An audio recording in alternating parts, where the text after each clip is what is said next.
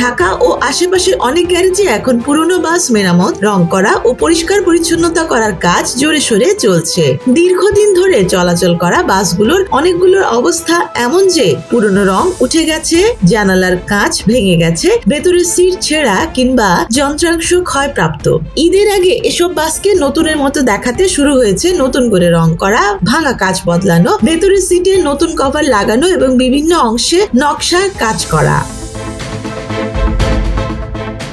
শুধু বাহ্যিক সৌন্দর্য বাড়ানো নয়, অনেক ক্ষেত্রে ইঞ্জিন, ব্রেক, এক্সেলেটর, গিয়ার এবং অন্যান্য যান্ত্রিক অংশেও কাজ চলছে। গ্যারেজের শ্রমিকরা কেউ ইঞ্জিন খুলে মেরামত করছেন, কেউ ব্রেকের লাইন পরীক্ষা করছেন, আবার কেউ বা বাসের পেছনের অংশ নতুন করে রং দিচ্ছেন। বাইরে থেকে দেখে মনে হচ্ছে যেন পুরনো বাসগুলোকে আবার নতুন করে তৈরি করা হচ্ছে।